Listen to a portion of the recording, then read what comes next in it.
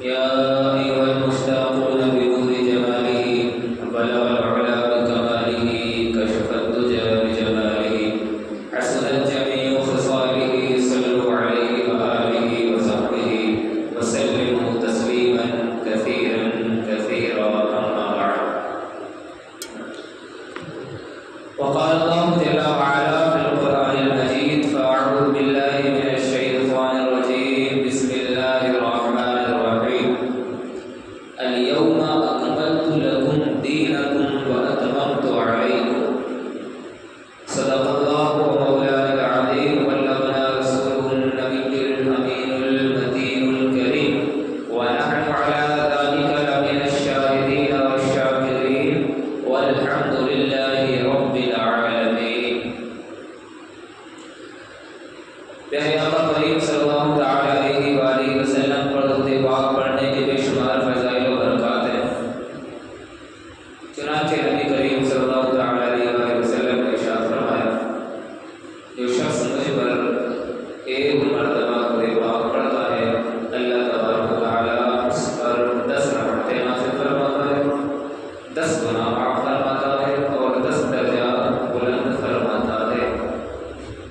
عقیدت و محبت کے ساتھ درود پاک کا ہدیہ نچھاور کر پڑھیں.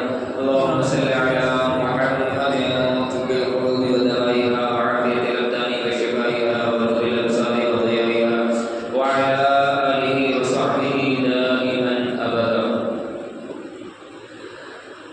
امام عشق و محبت مجدد دین و ملت اعلیٰ حضرت رحمۃ اللہ علیہ فرماتے ہیں سب سے اعلیٰ و اولیٰ ہمارا نبی، سب سے اعلیٰ و اولیٰ ہمارا نبی، سب سے بالا و اعلیٰ ہمارا نبی، اپنے مولا کا پیارا ہمارا نبی، دونوں عالم کا اولا ہمارا نبی. اب اگر آپ ساتھ نہ بولیں گے تو زیادہ اچھا لگے گا. سبحان اللہ الحمدللہ کہتے رہیے. جو شخص سبحان اللہ ایک مرتبہ کہتا ہے جنت میں اس کے لیے ایک درخت لگایا جاتا ہے. تو سبحان اللہ کہتے رہیے، جنت میں درخت لگاتے رہیے. سبحان اللہ کہیں گے تو بڑا اچھا لگے گا، آپ کو سننے میں مزہ آئے گا. اللہ فرماتے ہیں سب سے اعلیٰ و اعلیٰ ہمارا نبی، سب سے بالا و اعلیٰ ہمارا نبی، اپنے مولا کا پیارا ہمارا نبی، دونوں عالم کا دولا ہمارا نبی. کون دیتا ہے دینے کو منہ چاہیے، کون دیتا ہے دینے کو منہ چاہیے، دینے والا ہے سچا ہمارا نبی، دینے والا ہے سچا ہمارا نبی. کیا خبر کتنے تارے کھلے چھپ گئے، کیا خبر کتنے تارے کھلے چھپ گئے، پر نہ ڈوبے نہ ڈوبا ہمارا نبی، پر نہ ڈوبے نہ ڈوبا ہمارا نبی. اور اعلیٰ حضرت فرماتے ہیں کل قیامت کے دن میں انبیاء کرام سے عرض کروں گا، پوچھوں گا کہ جو ہمارا نبی ہے کیا وہ تمہارا بھی نبی ہے؟ اعلیٰ حضرت کہتے ہیں انبیاء سے کرو عرض کیوں مالک ہو، انبیاء سے کرو عرض کیوں مالک ہو، کیا نبی ہے تمہارا ہمارا نبی، کیا نبی ہے تمہارا ہمارا نبی. سب چمک والے اجلوں میں چمکا کیے، سب چمک والے اجلوں میں چمکا کیے، اندھے شیشوں میں چمکا ہمارا نبی، اندھے شیشوں میں چمکا ہمارا نبی. سارے اچھوں میں اچھا سمجھیے جسے، سارے اچھوں میں اچھا سمجھیے جسے، ہے اس اچھے سے اچھا ہمارا نبی، ہے اس اچھے سے اچھا ہمارا نبی. سارے اونچوں میں اونچا سمجھیے جسے، سارے اونچوں میں اونچا سمجھیے جسے، ہے اس اونچے سے اونچا ہمارا نبی، ہے اس اونچے سے اونچا ہمارا نبی. جس کے تلووں کا دھوبن ہے آب حیات، جس کے تلووں کا دھوبن ہے آب حیات، ہے وہ جانے مسیحا ہمارا نبی، ہے وہ جانے مسیحا ہمارا نبی. غمزدوں کو رضا مزدہ دیجیے کہ ہے، غمزدوں کو رضا مزدہ دیجیے کہ ہے، بے کسوں کا بے کسوں کا یتیموں کا ہر کسی کا سہارا ہمارا نبی، بے کسوں کا سہارا ہمارا نبی. دوسری جگہ ارشاد فرماتے اعلیٰ حضرت سرور کہوں کہ مالک و مولا کہوں تجھے، باغ خلیل کا گل زیبا کہوں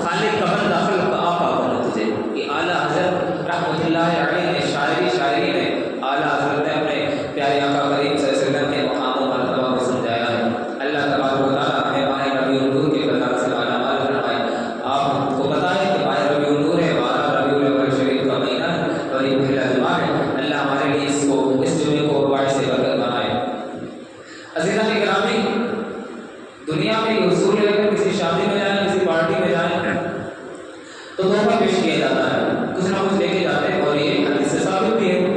حضور فرماتے ہیں تہادوا تحابوا، آپس میں گفٹ تحفہ لیتے دیتے رہو، اس سے محبت پیدا ہوتی ہے، تحفہ لینے دینے سے محبت پیدا ہوتی ہے۔ تو دنیا کے اصول تحفہ پیش کیا جاتا ہے، تو کیوں نہ ہم پیارے آقا کریم صلی اللہ علیہ وسلم کی بارگاہ میں ایسا تحفہ پیش کریں کہ پیارے آقا کریم صلی اللہ علیہ وسلم بھی خوش ہوں، منکرین میلاد بھی جو میلاد کا انکار کرتے ہیں، جس میں میلاد النبی کا انکار کرتے ہیں، ان کے منہ میں ایک زوردار چماٹا بھی ہو۔ تو اب وہ تحفہ کیا ہے؟ تو میں یہ عرض کروں گا تحفے تو بہت سارے ہیں، لیکن اب عہد کیجیے کہ انشاءاللہ پیارے آقا کو یہ تحفہ پیش کریں گے۔ سب سے پہلا تحفہ یہ کہ پیارے آقا علیہ وسلم کی بارگاہ میں دل پاک آدیا شامل کریں، درود کا تحفہ پیش کریں، 1,12,12,12 کتنا بھی۔ دوسرا تحفہ یہ ہے کہ دل سے یہ عہد کریں، اگر آپ میلاد النبی کے ماننے والے ہیں، اعلیٰ حضرت کو ماننے والے ہیں، میلاد کو ثبوت کو مانتے ہیں، میلاد کو مانتے ہیں، حضور سے محبت کرتے ہیں، تو دل سے یہ عہد کریں انشاءاللہ عز و جل حضور کے 1500 سالہ جشن ولادت کے صدقے پر انشاءاللہ میں اپنی داڑھی کو رکھوں گا اور حضور کو یہ تحفہ پیش کروں گا انشاءاللہ۔ یہ عہد کریں، صرف میلاد کنکمے داڑھی یہ سب چیزیں لائٹ وغیرہ کرتے ہیں، یہ بالکل ثابت ہے، کرنا چاہیے، خوشی میں کرنا چاہیے، لیکن اس سے بہتر تحفہ کیا ہوگا کہ حضور کی بارگاہ میں اپنی داڑھی کا تحفہ پیش کرتے ہیں کہ آقا کریم میں آپ کا 1500 سالہ جشن ولادت تھا، میں نے داڑھی رکھ لی ہے، تو آقا کریم خوش بھی ہو جائیں گے اور ہو سکتا آپ کو دیدار سے بھی نواز دیں۔ کیوں نہ آقا کریم صلی اللہ علیہ وسلم کی بارگاہ میں یہ تحفہ پیش کیا جائے، اے میرے آقا آپ کا 1500 سالہ جشن ولادت تھا، میں نے نماز کا تحفہ آپ کو پیش کیا، انشاءاللہ عز و جل آج سے میری نماز قضا نہ ہوگی، 5 وقت کی نماز پڑھوں گا۔ کیوں نہ آقا کریم کی بارگاہ میں یہ تحفہ پیش کیا جائے، اے میرے آقا کریم صلی اللہ علیہ وسلم آپ کا 1500 سالہ جشن ولادت تھا،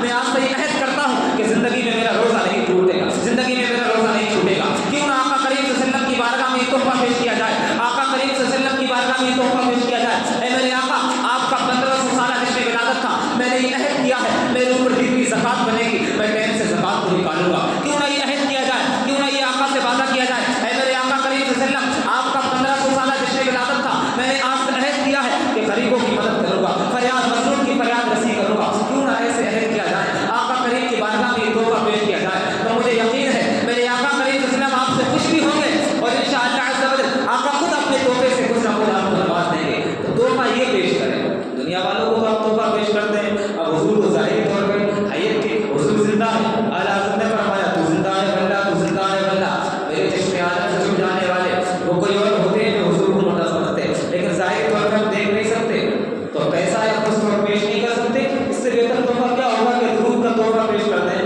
نماز کا تحفہ پیش کرتے ہیں، داڑھیوں کا تحفہ پیش کرتے ہیں۔ تو آپ عہد کریں انشاءاللہ عز و جل اپنے آقا کریم صلی اللہ علیہ وسلم کو یہ پیش کریں گے یہ تحفہ۔ اب دوسری بات یہ ہم داڑھی رکھنا تو چاہتے ہیں لیکن شیطان بہکا دیتا ہے، آج رکھ لیں گے کل رہ کر لیں گے، یہ کر لیں گے، زندگی گزر جاتی ہے، موت ہو جاتی ہے، نماز اگلے جمعے سے پڑھیں گے، اگلے جمعے میں نہیں پڑھی اگلے جمعے سے پڑھیں گے، اس طرح کر کے ہماری زندگی گزر جاتی ہے۔ عزیزان گرامی اس طرح نہیں کرنا چاہیے۔ ایک بزرگ نے سیدنا ابراہیم بن ادم رحمۃ اللہ علیہ بہت بڑے بہت پائے کے بزرگ اللہ کو ولی ہے، آپ کی بارگاہ میں ایک شخص آیا اور کہنے لگا کہ میں گناہوں سے بچنا چاہتا ہوں لیکن بچ نہیں پاتا، میں گناہوں سے بچنا چاہتا ہوں تو بچ نہیں پاتا، آپ مجھے کچھ نصیحت فرما دیں۔ تو دیکھیں بزرگ کی نصیحت کتنی پیاری تھی، کہتے ہیں مجھے کچھ نصیحت فرما دیں، میں گناہوں سے بچنا چاہ رہا ہوں بچ نہیں پا رہا ہوں۔ تو بزرگ نے نصیحت پہلے کی جب آپ کا گناہ کرنے کا ارادہ ہو جائے نا، جب تیرا مکمل ارادہ ہو جائے کہ میں نے گناہ کر ہی لینا ہے تو اللہ تبارک و تعالیٰ کا رزق کھانا چھوڑ دو۔ وہ بندہ حیران ہو گیا، کہنے لگا آقا کیسی بات کر رہے ہیں، دنیا میں جتنا بھی رزق ہے سب تو اللہ تعالیٰ کا ہے، میں کیسے کھانا چھوڑ دوں، جو کچھ بھی ہے سب تو رب نے ہی دیا ہے، کچھ بھی۔ تو بزرگ نے کہا دیکھو کتنی بری بات ہے، کتنی گندی بات ہے، تم رب کا رزق بھی کھاتے ہو اس کی نافرمانی بھی کرتے ہو، جس کا کھاتے ہو اس کی نافرمانی کرتے ہو۔ دوسری نصیحت آپ نے فرمائی کہ جب آپ کا گناہ کرنے کا ارادہ ہو جائے نا تو رب کے ملک سے باہر نکل جاؤ۔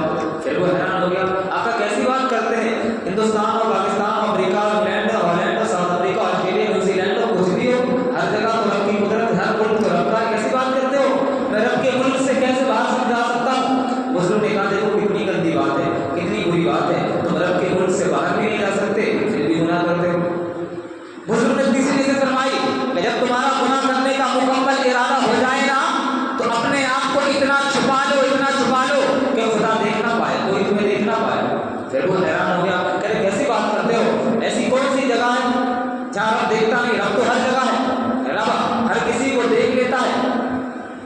बात करते हो? दूसरे ने कहा देखो तुम मानते हो रब देखने वाला है, तुम कुछ भी करते हो रब देखने वाला, फिर क्यों गुनाह से तुम नहीं बाज आते हो? रब देखता है फिर भी तुम्हारे दिल में ये खौफ नहीं आता कि मेरा मैं गुनाह कर रहा हूँ, रब देख रहा है। चौथी नसीहत फरमाई कि देखो जब तुम्हारे पास हज़रत इस्राईल अलैहिस्सलाम रूह कब्ज़ करने के लिए आए, आपकी रूह निकालने के लिए आए, तो कहते ना नहीं मैं नहीं जाता, मेरी रूह कब्ज़ ना करो, जाओ चले जाओ, मैं नहीं जाता। वो बंदा हैरान हो गया, कहने लगे कैसी आका बात करते हैं, वो मौत का फरिश्ता किसी को मोहलत ही नहीं देता है, उससे मैं कैसे कर सकता हूँ? वक्त तो मौत का मुकर्रर है, जब वो मेरे पास आएगा मेरी रूह निकाल कर चला जाएगा, मैं उससे कैसे मना कर सकता हूँ? बुजुर्ग ने कहा कितनी गंदी बात है, कितनी घटिया बात है, कितनी बुरी बात है। तुमको पता है कि मौत का फरिश्ता आना है, एक ना एक दिन मौत का फरिश्ता आएगा, मेरी रूह कब्ज़ करेगा, तुम्हारे अंदर इतनी ताकत भी नहीं कि उसको मना कर सको, फिर भी गुनाह करते जा रहे हो, गुनाह करते जा रहे हो। पांचवीं नसीहत फरमाई कि जब मुनकर नकीर कब्र में सवाल और जवाब के लिए आए, तुमसे सवाल करें तो कहते ना मैं तुम्हारे सवाल का जवाब नहीं देता, मुझे तेरे सवाल के जवाब नहीं आते। बंदा कहता कैसी बातें कर रहा हूँ, मुनकर नकीर सवाल के जवाब मांगते हैं, वहाँ जवाब नहीं दे पाते हो, तो वहाँ पर अच्छे से धुलाई होती है, अच्छे से पिटाई सब कुछ होता है वहाँ पर। कहते हैं बुजुर्ग ने कहने लगा तुमको पता है कि मुनकर नकीर सवाल के जवाब तलब करें और नहीं दे सकोगे तो तुम जहन्नम भी तुम्हारे लिए तैयार है, तुम्हारे ऊपर पिटाई भी होगी, धुलाई भी होगी, फिर क्यों ना तुम से बात आ जाओ, क्यों गुनाह नहीं छोड़ते हो? आखिरी और छठी नसीहत फरमाई, कहने लगे जब तुम्हारा गुनाह करने का इरादा हो, सब कुछ हो जाए और जब कल क़यामत के दिन तुम्हें जहन्नम का हुक्म दे दिया जाए, तुम्हें जहन्नम का हुक्म दिया जाए और कहा जाए इसको जन्नत में, इसको जहन्नम में लेके जाओ, तो जो तुमको जहन्नम में ले जा रहे हो ना उनको मना कर देना, कहना मैं जहन्नम में नहीं जाता। क्यों लेके जा रहे हो? मैं जहन्नम में नहीं जाता। कहते हैं कैसी बात करते हो, वहाँ पर किसी का हुक्म ही नहीं चलता, वहाँ तो हर एक के लिए जन्नत या जहन्नम मुकर्रर है, मुझे तो जाना ही पड़ेगा अगर हुक्म सुनाया जाएगा। बुजुर्ग ने कहा तुम ना उसका रिस्क खाना छोड़ सकते हो, ना उसके मुल्क से बाहर जा सकते हो, ना उससे छूट सकते हो, ना इस्राईल अलैहिस्सलाम को मौत के वक्त मना कर सकते हो, मुनकर नकीर के सवाल के जवाब देने से भी इनकार नहीं कर सकते, क़यामत के दिन जहन्नम का हुक्म सुनाया जाए उससे भी इनकार नहीं कर सकते, तो फिर गुनाह क्यों नहीं छोड़ देते हो? गुनाह क्यों नहीं छोड़ देते? क्यों दिन ब दिन गुनाह करते जा रहे हो? अज़ीज़ान गिरामी, बात दरअसल ये है जब मुकम्मल और पुख्ता इरादा हो जाए किसी चीज़ करने का तो रब रास्ते खुद ब खुद आसान करता है। शर्त यह है कि नीयत अगर आपकी अच्छी हो और पक्का का एक सच्चा इरादा हो तो रब खुद ब खुद रास्ते हमवार करता है, आप गुनाहों से भी बचते चले जाते हैं। तो 1500 साल जश्न विलादत के मौके पर आज ही आप नियत करें इंशाअल्लाह अज़्ज़ा व जल, आज से मैं दाढ़ी भी रखूँगा, आज से मैं नमाज भी पढ़ूँगा, आज से रोज़ा भी रखूँगा, ज़कात भी दूँगा, उसने सलूक भी करूँगा, चुगली से बचूँगा, गीबत से बचूँगा, हर चीज़ से बचूँगा। अगर ये है कर लिया तो इंशाअल्लाह आपके लिए रास्ते खुद ब खुद हमवार हो जाएंगे। अल्लाह तबारक व तआला हमारा हामी और नासिर हो। अज़ीज़ान गिरामी, मैंने आयत पाक पढ़ी, अब मेरी गुफ्तगू का जो असल है आप यहाँ से सुनिएगा, अपनी समात को मेरे करीब करिएगा। अज़ीज़ान गिरामी, मैंने आयत पढ़ी अल-यौमा अकमलतु लकुम दीनकुम व अतममतु अलैकुम, मैंने तुम पर आज दीन को मुकम्मल कर दिया, तुम्हारे लिए दीन मुकम्मल हो गया। ये बात हर किसी को पता है कि जिसको जो कुछ भी दिया है सब रब ने दिया है, इस बात का कौन मुनकिर है? जितना भी जो कुछ भी दिया सबको रब ने दिया है ना, इस बात से कोई इनकार कर सकता है? कोई नहीं कर सकता। लेकिन रब के देने का अंदाज देखें, नबी के अजमत देखें। ये माह रबीउल शरीफ का महीना है, इस महीने में नबी का हुस्न बयान होता है, नबी के अखलाक बयान होते हैं, नबी के किरदार बयान होते हैं, क्योंकि हम मीलाद को मानने वाले हैं, सिर्फ कुमकुम और लाइटों से नहीं मानते, हम हुजूर का जिक्र भी करते हैं, हुजूर के औसाफ भी बयान करते हैं। तो मैं नबी की ज़ात, नबी की अज़मत, नबी की रिफ़ात बताता हूँ आपको, जिसको भी दिया रब ने दिया, लेकिन देने का अंदाज देखें, नबी की अज़मत देखें। रब ने जब किसी नबी को दिया तो फरमाया वलक़द आतैना मूसा वलक़द आतैना दाऊद व सुलैमान इल्मा। अब यहाँ पर पढ़े लिखे लोग भी होंगे, अलिफ बा ता सा ये तो हर कोई जानता है, अलिफ बा ता, तीसरा आता है ता। तो रब ने जब किसी नबी को दिया तो फरमाया वलक़द आतैना, लफ्ज़ ता के साथ फरमाया। महबूब की बारी आई तो रब ने अपने महबूब की अज़मत बुलंद मर्तबा बयान करने के लिए तमाम नबियों से अलग कर दिया, लफ्ज़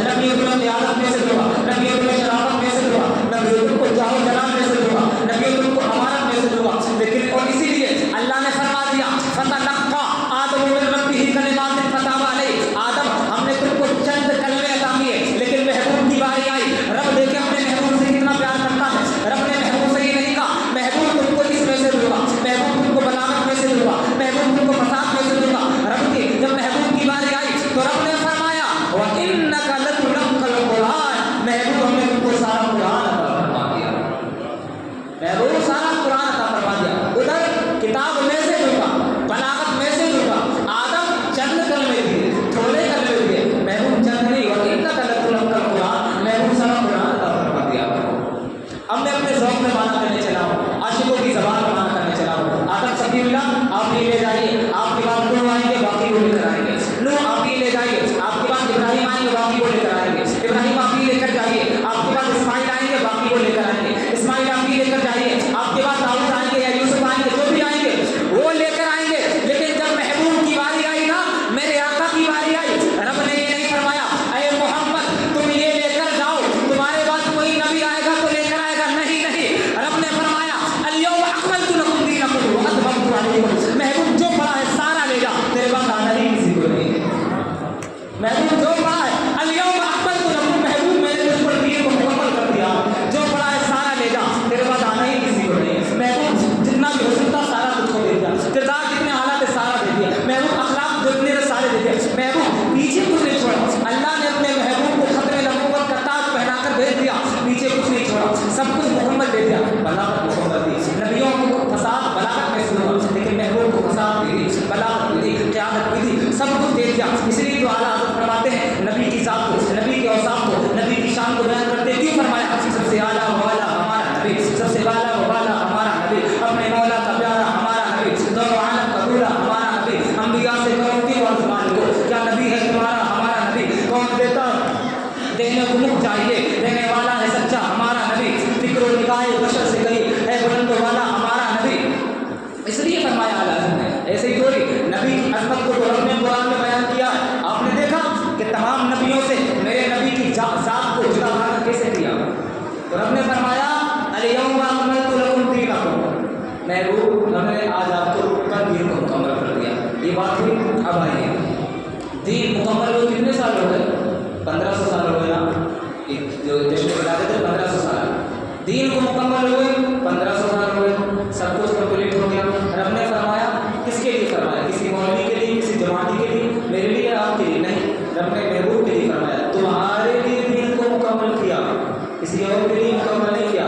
اور نماز فرض کمپلیٹڈ, حرام کمپلیٹڈ, خلاف اولا کمپلیٹڈ, نفل کمپلیٹڈ, سنت سب کمپلیٹ, سب مکمل ہو گیا. تھی اسلام جو آیا ہے کیا بتانے کے لیے آیا ہے, بتائیے مجھے. اسلام آپ تک پہنچا, آپ تک مجھ تک پہنچا, اسلام کیا بتانے کے لیے آیا ہے. اسلام جائز بتانے آیا, جائز دنیا میں جتنی چیزیں سب جائز ہیں, ایوری تھنگ از لیگل, ناجائز کچھ بھی نہیں ہے. بتا دوں آپ کو کیا اسلام بتا, جائز بتانے آیا تھا. جائز تو سب ہے, سب ایوری تھنگ از لیگل, کچھ بھی ناجائز نہیں ہے.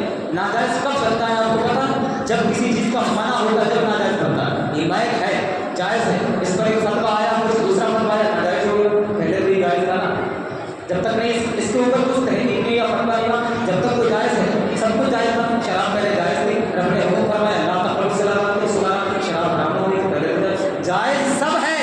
لیکن جب حکم اس پر آتا ہے تو پھر ناجائز ہوتا ہے. دنیا میں کوئی چیز حرام نہیں ہے, جب حکم آیا منع کا تو حرام ہوا. ہندوستان میں کوئی بھی چیز غیر قانونی نہیں ہے. غیر قانونی وہ ہے جو قانون کے خلاف ہو. میں گاڑی ڈرائیونگ کر رہا تھا, رائٹ سائڈ پہ چل رہا تھا, صدر صاحب نے کہا حضرت رائٹ سائڈ پہ نہ چڑھیے, لیفٹ سائڈ پہ چلیے. کیوں, keep left in prohibited England, England میں لیفٹ سائڈ رائٹ سائڈ میں منع ہے. انگلینڈ میں مثال کے طور پہ انگلینڈ میں رائٹ سائڈ چلنا منع ہے. تو صدر صاحب نے فرمایا حضرت یہاں پر منع ہے, ادھر مت چلیے. دوسری طرف ہالینڈ میں گیا تو وہاں پر میں نے لیفٹ چلائی, تو صدر صاحب نے کہا یہاں پر رائٹ چلائیے, لیفٹ منع ہے. تو میٹر لیفٹ رائٹ کا نہیں ہے, میٹر پروہیبٹڈ کا ہے. میٹر منع کرنے کا, منع کیا ہے, لیفٹ رائٹ کا میٹر نہیں ہے, میٹر منع کرنے کا. ہو سکتا ہے جو چیز انگلینڈ میں الاؤ ہو ہالینڈ میں الاؤ نہ ہو,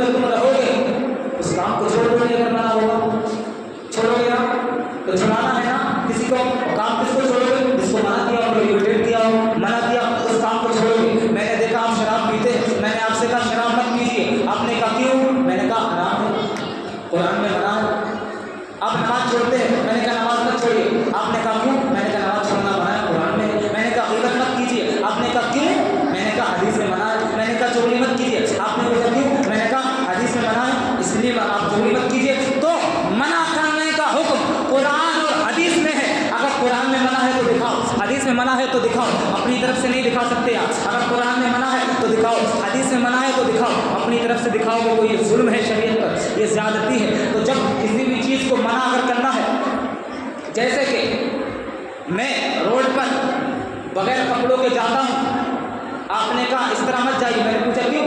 آپ نے کہا حدیث میں منع ہے. عورتیں بے حیائی کے پردے سے باہر مت نکلیں, کیوں؟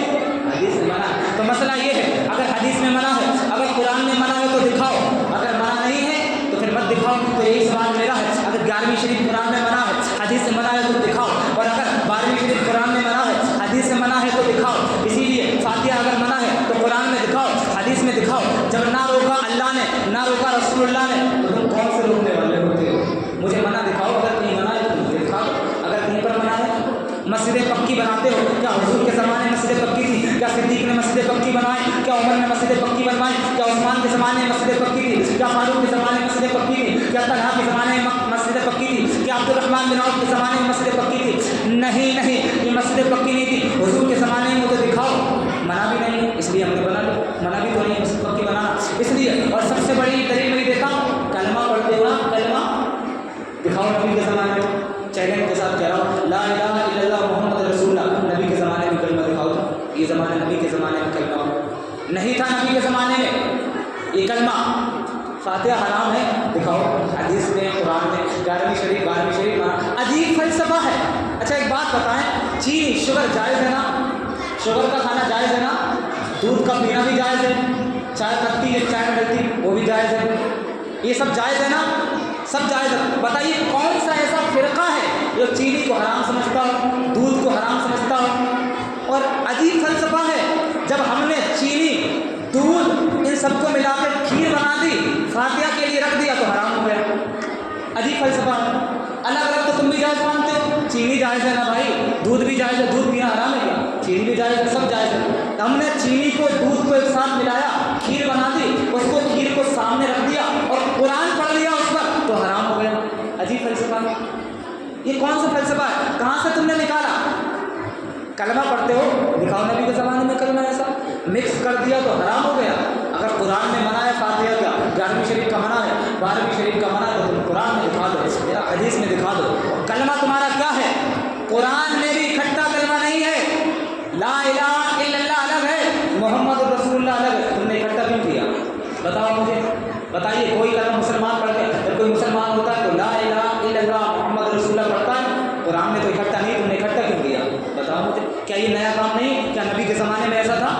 جو لوگ کہتے ہیں نا 12ویں شریف نبی کے زمانے میں نہیں تھی, صحابہ کے زمانے میں نہیں تھی, تو پورا کلمہ بھی نبی کے زمانے میں نہیں تھا. ابھی بتاؤں گا, جب کوئی نبی کے زمانے میں کلمہ پڑھ کر مسلمان ہوتا تھا تو لا الہ الا اللہ محمد رسول اللہ نہیں پڑھتا تھا. ابھی بتاؤں گا کیا پڑھتا تھا. تو 12ویں شریف اگر قرآن میں نہیں ہے, اگر حدیث میں آپ کہتے ہیں کہ نبی کے زمانے میں نہیں تھا, صحابہ کے زمانے میں نہیں تھا, میں اس کو بھی بتاؤں گا کہ نبی کے زمانے میں تھا, صحابہ کے زمانے میں. تھوڑی دیر آپ کے لیے بات مان لیتا ہوں. اگر 12ویں شریف کا جلوس, 12ویں شریف منانا نبی کے زمانے میں نہیں تھا, حضور کے زمانے میں نہیں تھا, صحابہ کے زمانے میں نہیں تھا, مجھے کلمہ دکھا دو نبی کے زمانے میں.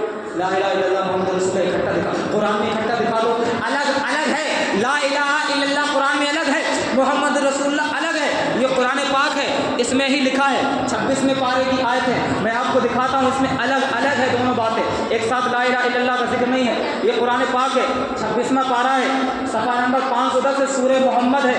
یہ لکھا ہے فَاعْلَمْ أَنَّهُ لَا إِلَهَ إِلَّا اللَّهُ, یہ لکھا فَاعْلَمْ أَنَّهُ لَا إِلَهَ إِلَّا اللَّهُ. اس کے آگے محمد رسول اللہ نہیں لکھا, اس کے آگے محمد رسول اللہ نہیں لکھا. اسی پارے کے آگے چلیے, حامیم, یہ قرآن پاک کا 26واں پارہ ہے, 516 صفحے پر لکھا ہے محمد رسول اللہ. اکٹھا تم نے کیوں کیا؟ نبی کے زمانے میں تو نہیں تھا, قرآن میں اکٹھا نہیں تھا, تم نے اکٹھا کلمہ کیوں کیا؟ جو لوگ کہتے 12ویں شریف منانا ہے, تم نے اکٹھا کیوں کیا؟ اس کا جواب تو جواب ملے گا, قرآن میں منع نہیں ہے, حدیث میں منع نہیں ہے. ہم نے کہا ٹھیک ہے, ہم آپ کی بات مانتے ہیں, قرآن میں منع نہیں, حدیث میں منع نہیں, اس لیے ہم نے ٹوکا نہیں. تو تم 12ویں شریف بھی تو قرآن میں منع نہیں ہے, پوری قرآن میں کہیں لکھا ہے اس طرح لکھا کہ 12ویں شریف مت مناؤ, فاتحہ مت کرو, 11ویں شریف مت مناؤ, یہ لکھا ہے. تو اپنا کرے تو صحیح, ہم کریں تو غلط. کلمے کو کیوں الٹا کیا؟ سب سے بڑی دلیل ہے یہ. اور یہیں تک نہیں بتاؤں میں آپ کو, یہ جو کلمہ ہے نہ حضور نے پڑھوایا, نہ صدیق نے پڑھا, نہ عمر نے پڑھا. لا الہ الا اللہ محمد رسول اللہ نہ عمر نے پڑھا, نہ عثمان نے پڑھا, نہ طلحہ نے پڑھا, نہ زبیر نے پڑھا, نہ سلمان فارسی نے پڑھا, نہ جابر نے پڑھا, نہ ابو ہریرہ نے پڑھا. کسی نے یہ کلمہ نہیں پڑھا. جب حضور کے زمانے میں کوئی مسلمان ہوتا تھا تو کلمہ پتہ کیا تھا؟ اشہد ان لا الہ الا اللہ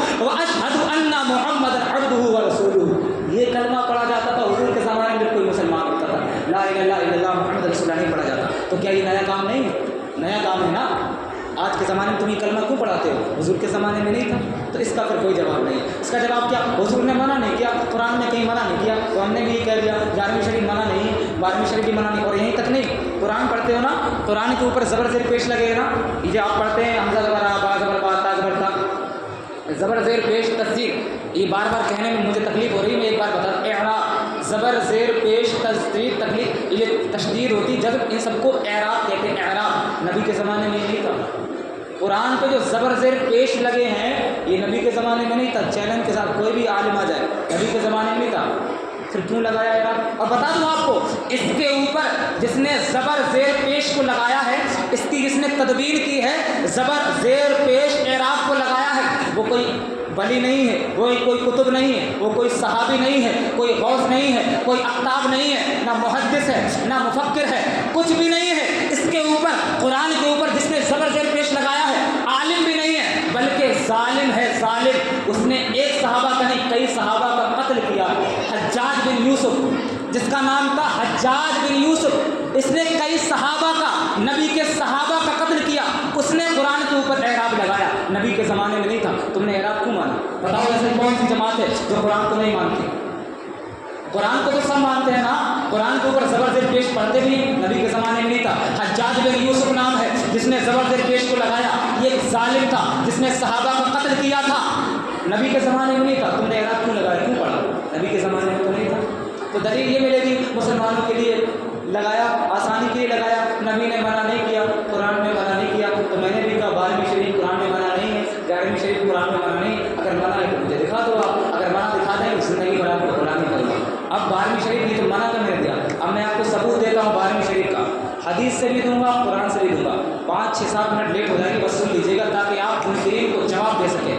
میں آپ کو جواب دیتا ہوں 12ویں شریف کے ثبوت کے اوپر۔ قرآن پاک کا 11واں پارہ ہے، آپ دیکھ سکتے ہیں جا کے، یہ 11واں پارہ ہے قرآن پاک کا، اور اس کا صفحہ نمبر ہے 11ویں پارے کا 216، 11واں پارہ سورہ یونس ہے، صفحہ نمبر 216 ہے، آیت نمبر 58 ہے۔ اللہ فرماتا ہے قل بفضل اللہ وبرحمتہ، یہ یہاں پر ہے، قل بفضل اللہ وبرحمتہ فبذلک فلیفرحوا، اے محبوب آپ فرما دیجئے کہ اللہ کے فضل اور اس کی رحمت پر خوشی منانا چاہیے، اللہ کے فضل اور اس کی رحمت پر خوشی منانا چاہیے۔ اب ہم نے سوال ہوتا ہے کہ رب کی رحمت کیا ہے؟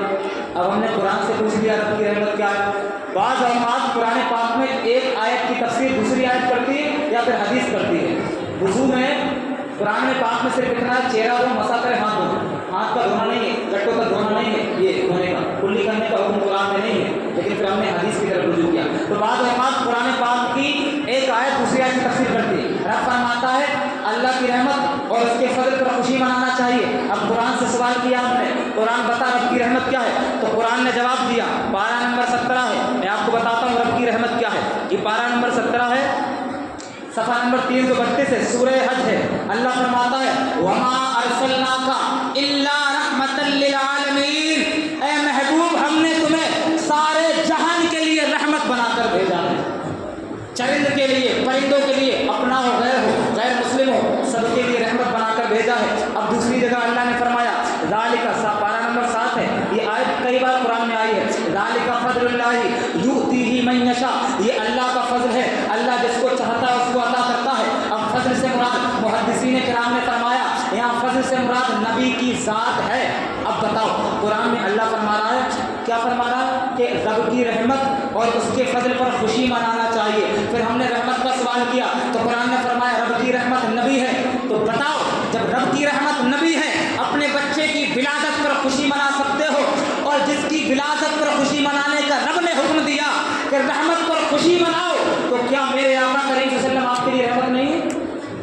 آپ کے لیے رحمت نہیں؟ ایسا کون سا بندہ جو یہ کہہ دے کہ آقا کریم صلی اللہ علیہ وسلم میرے لیے رحمت نہیں؟ رحمت ہے تو پھر میلاد کا انکار کیوں، خوشی کا انکار کیوں، یہ خوشی کا انکار کرتے ہو؟ یہ تو قرآن سے حوالہ دیا۔ اب اس کی تفسیر میں کرتا ہوں، اس کی تفسیر کر دوں اگر آپ کی اجازت ہو، یہ صراط الجنان کتاب ہے، اسی کی تفسیر میں کر دیتا ہوں تاکہ آپ کے لیے آسان ہو۔ 11ویں پارے کی جو میں نے آیت پڑھی نا، قل بفضل اللہ وبرحمتہ فبذلک فلیفرحوا ھو خیر مما یجمعون، اسی کی تفسیر میں قرآن سے کرنے لگا ہوں۔ قرآن نے उलमाए किराम ने मुफक्किरीन ने क्या फरमाया इस आयत के तहत, इसमें कौन मुराद है और कौन मुराद नहीं, ये भी आप देख लीजिए ताकि मुनकिरीन मीलाद को आपको अच्छा से जवाब दे सके। ये बहकाने वाली बात है। मैंने अभी इतना बताया ना कि नबी के ज़माने में इतनी चीज़ नहीं थी।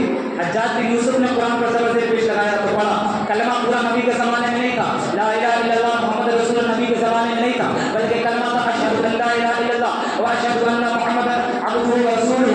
तो फिर क्यों तुमने नया कलमा इकट्ठा किया? तो जवाब मिलेगा कुरान हदीस में मना नहीं। तो मैंने भी यही कह दिया, तो कुरान और हदीस में कहीं भी मिलाद का मुमकिन नहीं, 11वीं शरीफ या फातिहा का कहीं भी इनकार नहीं है। अभी मैं आपको दिखाता हूँ, दूसरे पाक पढ़े, अल्लाहुम्मा सल्लि अला सय्यिदिना मौलाना मुहम्मद बारिक वसल्लम सल्लल्लाहु तआला अलैहि व आलिहि व बारक वसल्लम। ये देखिए, ये तफसीर है, तफसीर की किताब है। इस आयत की तफसीर की गई है। इस आयत में कुरान पाक में सिर्फ आयत है, तफसीर नहीं होती है, तफसीर किताबों से की जाती है। तो इसमें तफसीर की गई है, ऐ महबूब फरमाओ अल्लाह के फजल और उसकी रहमत पर ही खुशी मनाना चाहिए। अब अल्लाह के फजल और रहमत से क्या मुराद है, यहाँ पर कौन है? तो इस आयत में अल्लाह के फजल और उसकी रहमत से क्या मुराद है, मुफस्सिरीन ने अपने अपने कौल किए, अपनी अपनी राय पेश की है। बाद मुफस्सिरीन ने फरमाया कि अल्लाह का फजल हुजूर सल्लल्लाहु तआला अलैहि वसल्लम है और अल्लाह अज़्ज़ा व जल की रहमत कुरान करीम है। रब अज़्ज़ा व जल इरशाद फरमाता है, वकाना फज़लुल्लाहि अलैका अज़ीमा, और आप पर अल्लाह का फजल बहुत बड़ा है। आपसे मुराद कौन है? नबी की ज़ात है। आपसे मुराद कौन है? और बाद में फरमाया अल्लाह का फजल कुरान करीम है और रहमत मेरे आका करीम सल्लल्लाहु अलैहि वसल्लम है। रहमत से मुराद, दोनों तरफ बात हुई हुई। एक मुफस्सिर ने फरमाया फजल से मुराद नबी है, दूसरी मुफस्सिर ने फरमाया रहमत से मुराद नबी है। दोनों में बात वही हो गई। अब दूसरी तरफ अल्लाह फरमाता है, वमा अरसलनाका इल्ला रहमतल लिल आलमीन, हमने तुम्हें तमाम जहानों के लिए रहमत बनाकर भेजा। अब अगर बिलफर्ज इस आयत में मुतअय्यन तौर पर हम मुतअय्यन कर लें कि फजल और रहमत से मुराद हुजूर की ज़ात मुबारक है, तो एक जुदागाना तौर पर होगा। अल्लाह के रसूल ताला का अजीम तरीन फजल और रहमत कौन है? मेरे आका करीम सल्लल्लाहु ताला अलैहि वसल्लम है। अब ज़रा अकल के नाखून दो, समझ में ये मेरी बात नहीं आती है कि कलमा पढ़ने वाला बंदा, कलमा पढ़ने वाला, कलमा पढ़वाने वाले की विलादत पर दलील मांग रहा है। जिसने कलमा पढ़ाया तो उसकी विलादत पर दलील मांगते हो। तुम्हारा बच्चा पैदा हुआ, किसने दलील मांगी? किसी ने दलील मांगी आपसे आपका बच्चा पैदा हुआ, नबी की पैदाइश में दलील, नबी के जुलूस में दलील। अब ये तो मैंने आपको बताया ना। अब ये एतराज़ ये भी होगा, क्या सहाबा ने मनाया नबी का जुलूस? क्या सहाबा ने नबी का मीलाद मनाया? मैं सहाबा की तो चलो मैं आपकी कसरत के लिए जवाब दे देता हूँ, सहाबा ने मनाया नहीं मनाया। सबसे बड़ी बात तो मैंने ये बता दी कि कुरान में आ गया, कुरान सब साबित कर दिया मैंने कि नबी रहमत की खुशी मनाना अपने हुक्म दिया। अब मैं सहाबा का भी साबित कर देता हूँ। कहते हैं ना सहाबा ने मनाया या नहीं मनाया, तो मैं आपको हवाला दे देता हूँ। किताब नहीं है मेरे पास, लेकिन मैं उससे लिख कर लाया हूँ। अगर आपको किताब चाहिए तो मैं दे दूँगा। हुजूर करीम का मिलाद सहाबा ने भी मनाया है। मुफ्ती आज़म मक्का, मक्का के मुफ्ती आज़म समझते सबसे बड़ा, मक्का के मुफ्ती इमाम इब्न हजर मक्की शाफ़ई फरमाते हैं, हज़रत अबू बकर सिद्दीक़ सबसे पहले खलीफा, अंबिया के बाद सबसे बड़ा मर्तबा अबू बकर सिद्दीक़ का है। हज़रत अबू बकर सिद्दीक़ फरमाते हैं, जिसने मीलादुन नबी पर, नबी के जश्न पर, नबी के विलादत पर खुशी में एक दिरहम भी, एक दिरहम चलता था पहले, एक दिरहम भी खर्च किया तो वो और मैं जन्नत में एक साथ होंगे। ये किसने फरमाया? अबू बकर सिद्दीक़ ने। किताब का नाम है अन-निअमतुल कुबरा, किताब का नाम है अन-निअमतुल कुबरा। लिखने वाले कौन है? इब्न हजर मक्की शाफ़ई, सफ़ा नंबर 7 है। आप फरमाते हैं अबू बकर सिद्दीक़ जिसने मिलाद पर एक पैसा भी खर्च किया, मैं और वो जन्नत में एक साथ होंगे।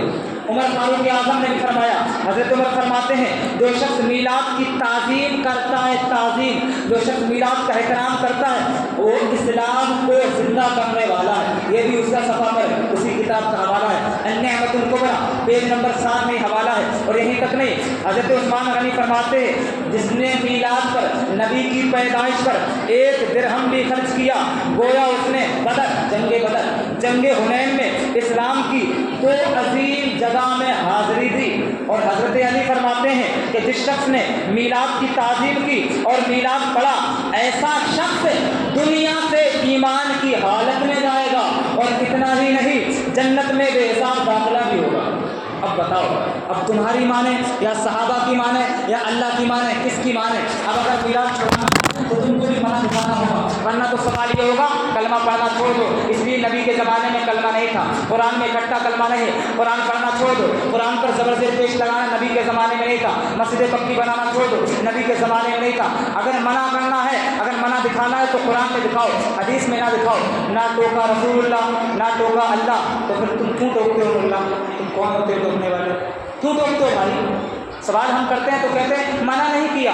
یاد رکھیے قرآن میں حدیث میں جس چیز کا منع نہ ہو، انکار نہ ہو، اس کے کرنے پر ثواب، نہ کرنے پر کوئی عذاب نہیں۔